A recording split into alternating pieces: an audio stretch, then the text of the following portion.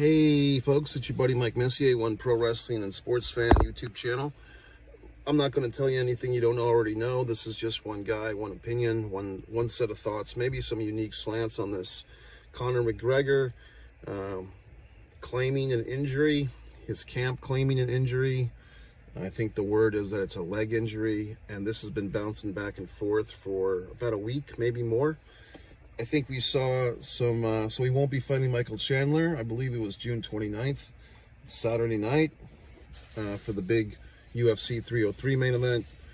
Big disappointment. I did get back into The Ultimate Fighter, and I watched Conor and Chandler. I wasn't too familiar with Chandler. Some of you may know that I kind of go in and out of MMA. Kind of more of an old school guy. Randy Couture, I interviewed him a long time ago. You can find that on this channel. Guys like that, you know, like that 2005 to 2010 was probably my sweet spot for watching UFC. But I still keep up with it, and I've gotten back into it because I go to the movie theaters. This is a word of wisdom to you gentlemen that don't know this. Regal Cinema is doing this now. In the past, Cinemark theaters did. These are the chains here in Florida where I live. Where you live, who knows? But Regal Cinemas, AMC, check these theaters. A lot of them do the MMA for 25 bucks. You can watch the pay-per-view on a big screen. It's a lot of fun. I find it to be fun. The last time I went for UFC 302, just a few weeks ago, I happened to be the only person in the theater. And yes, I took my shoes off, okay, in the theater.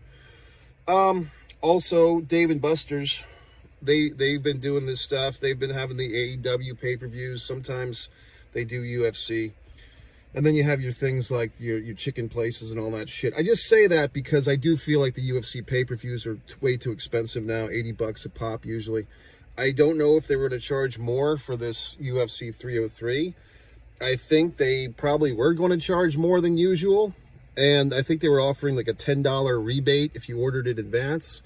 Asterisk, card subject to change.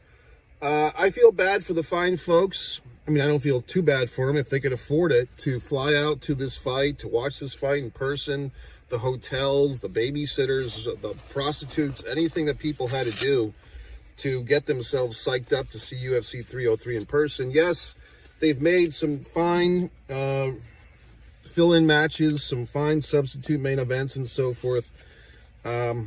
You know, and I feel like real fight fans are really going to enjoy the card, maybe even better. I think that's one thing UFC does do a pretty good job now, especially the last couple of years. When they do have a major situation like this, they do recover pretty well.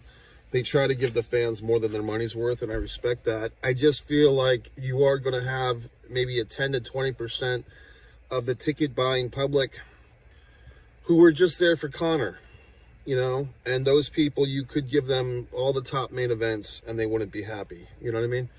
Now, just doing a little bit of research, I didn't realize that I knew Conor had lost his last fight because I went to the movie theater to see his last fight 3 years ago. And it's interesting. It's July, I believe July 10th.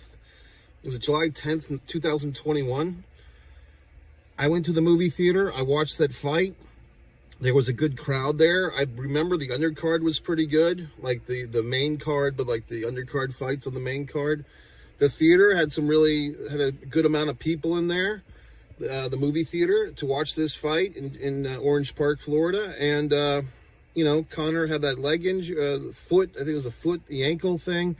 They stopped it at the end of the first round. Poirier's wife, I think, flicked off Conor. He had made some suggestive comments to her. I thought that was funny. And, you know, Poirier, as we know, has gone on to some big fights with Gaethje, and I did a review of that one, and he just lost a fight, you know, recently. That was a great fight, a great defeat, I would call it. That was at 302, correct? So here we are at 303, and we've got this situation. Now, Michael Chandler, I'm not too informed about him. You guys could fill me in. Apparently, he came in as the big guy from another competition league, another MMA group.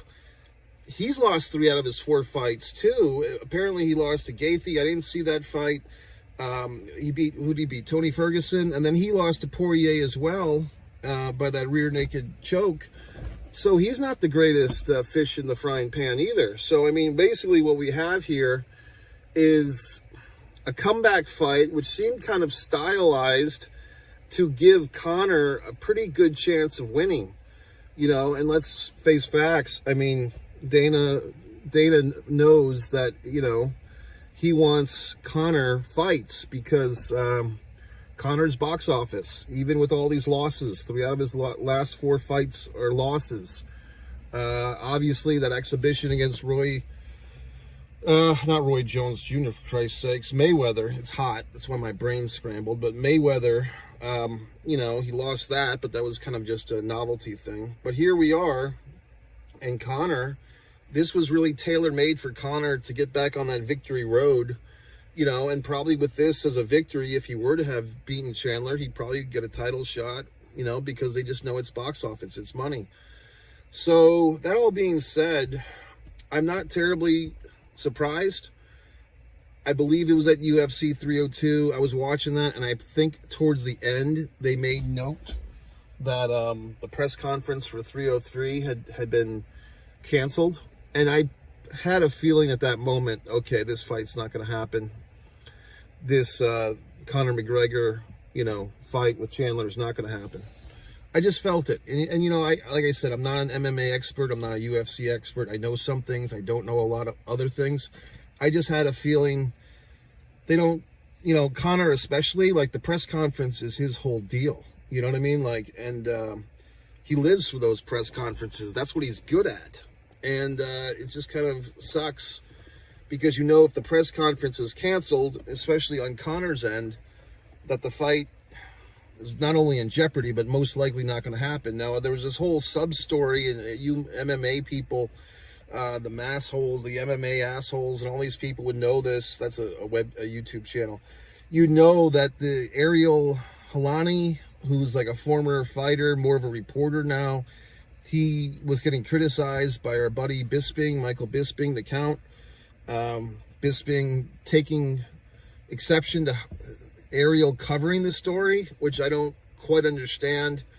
And I think what's going on there, I just watched this other guy talk all day about it. But basically, to me, Bisping just has the jock mentality. Like, he still wants to be one of the boys. You know what I mean? That's kind of like when the wrestlers, like the pro wrestlers like Ric Flair or whoever, they do these podcasts, but they don't really want to be a podcaster. They still want to be a wrestler. They don't want to fully give out information. They don't want to fully state opinions that might be, you know, disrespectful to their colleagues. So with Bisping, I think Bisping has to take the big L on this one. I mean, Ariel, and I don't think he's the Prince Valiant either, because I watched his report, his, you know, podcast report last night, and he was kind of stumble fucking through the first 5 or 6 minutes and basically taking shots at Bisping and putting himself over, himself being Ariel, and saying what a great journalist he was. Like, basically, he was giving everyone an I'm right, you're wrong lecture. Well, okay, buddy, but, you know, the thing to do in that situation is let other people do that for you, Ariel. I mean, because I'm quite often right about things, but the thing to do is let your accuracy, let your acumen speak for itself, and, you know, rubbing people's faces in it or calling out Bisping, it doesn't really certify Ariel. It doesn't do anything for him. The thing for him to do is just to keep the high road and just continue to be the intelligent one, the reporter, and let Bisping flop like a fish in idiocracy. But in any event, so now we are where we are. They've revamped this card. Maybe at some point I'll do a video with some thoughts on this revamped card. But off the top of my head, I just, you know, it took me 9 minutes to get to this point. What do I think of McGregor? What do I think of this situation where he's backing out due to injury? A couple of things. First, to give him the side of the benefit of the doubt. It's possible that he was really training for this fight. It's possible he really wanted to fight this fight. He was really looking forward to it. He really wanted to get back on that comeback trail. And he just happened, through the gods of war, suffered this training injury. And there's nothing he could do about it. And he's just not fit to fight. And, you know, even if he wanted to fight, you want to get doctor's consent. They want to get clearance, or maybe he couldn't put the full weight on his leg or whatever the fuck. in that case, if that is to be true, which I don't know if it is or it's not, it's sad because I think everybody, not everybody, but a lot of people can relate to situations where you're up against the wall, you've done some things that weren't perfect, you fucked up, and now you get a chance to redeem yourself. And that redemption is kind of taken away from you too. Like your chance to redeem yourself for whatever reason, and you look bad. You look like, because you were sick or ill or had an injury or whatever the fuck it was, or you missed a ride or you missed your plane ride or you got stuck in traffic, whatever you were trying to do that would have redeemed yourself to some friends or family or work or whatever, you just got fucked. And now you really, how many times can you play the dog ate my homework routine? Like, how many excuses can you make? Because even if people believe you on this latest excuse, they'll backtrack and say, well, what about the time you did this? And what about the time you did that? And I think with Conor, that's where we are now. Even if we were to believe the leg injury, the training injury, then we can kind of poke back and say, well, you didn't do the steroid testing. You didn't, submit to the steroid stuff. And you fucked around and you made Chandler wait on the vine for a year and a half. So I think it's the goodwill to Conor McGregor is gone. There's no goodwill, very little goodwill, very little feelings of giving this guy a break or giving him the benefit of the doubt. And I don't think, and also you might be saying, well, what has Conor ever done? Well, I mean, was it 4 or 5 years ago, Conor took a fucking chair and threw it at a bus, and a fighter, I think a female fighter even got like some glass from the bus window in her eye. And I think, was it 2 or 3 fighters in the bus lost fights? And I'm hoping that they all got paid money for those fights, because Dana was quick to cover that up as much as he could and give Conor a big exception, I think. My point is, I don't think Conor has really earned any passes from the MMA fan base. And like I said, I'm not an expert, I'm just one fan here. But I don't think Conor has really earned the goodwill from anyone, fighters, the community, whatever the fuck you want to call it. And you might say, well, gee whiz, Mike, he doesn't need us. He can go do whatever the fuck he's going to do. Okay, fine. Then why is he signing up to fight Chandler in the first place? It's something that he needs to do. I mean, there's other fights, other great shows have happened. UFC 300, Khabib, his career has come and gone. All these guys, no one's just sitting around. Real MMA fans are not just holding their dicks waiting for Conor McGregor to fight. There's plenty of guys that can fight. And women too, by the way. So, that all being said, I do feel like Conor is kind of a guy trapped between worlds. Maybe he feels like he needs to fight. He doesn't know what else to do. Maybe he just wants to drink himself into a stupor and be like one of these, and I've been associated with people like this, people that peaked at a young age or a relatively young age, and then they just want to rest on those laurels and party and drink and get whatever declining level of female they can get to suck them off and so forth. So maybe that's what Conor wants to do. And, seeing some of his social media posts, that's what would be seemingly the case. Chandler, for his part, and people are kind of, singing the Michael Chandler blues here. He put out a tweet. This YouTube guy really was said, oh, this seems like a really depressing tweet, this guy that Chandler wrote. I didn't see it as depressing. I mean, I saw it as him, he either Chandler himself wrote this or someone in his camp wrote it. But like this, it doesn't matter who's on the other side of the fist, like trying to be 365 up, trying to be positive about this whole thing. And I just felt like, what else is he supposed to do? I mean, is he supposed to call Conor a coward? I mean, is he supposed to say it's a bullshit injury? Is he supposed to wish Conor well in recovery? What would be the thing he could do?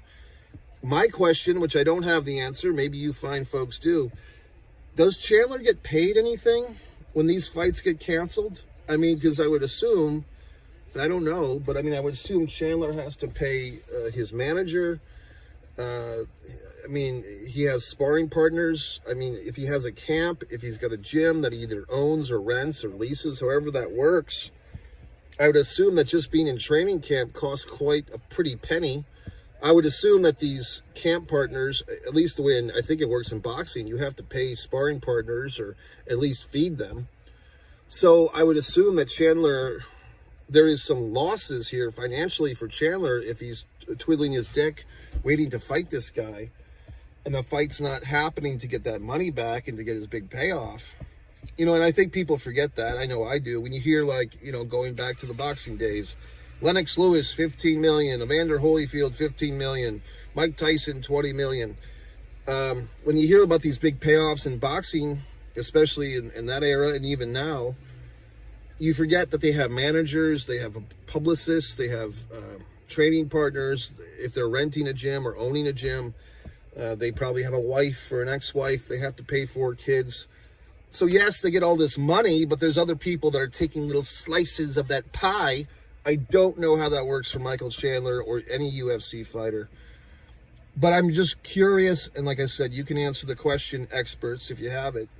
Does Chandler get some type of payoff when these fights don't happen? When he sits around on his dick and doesn't fight, does he get some type of payoff? I just have to take a sip of my beverage.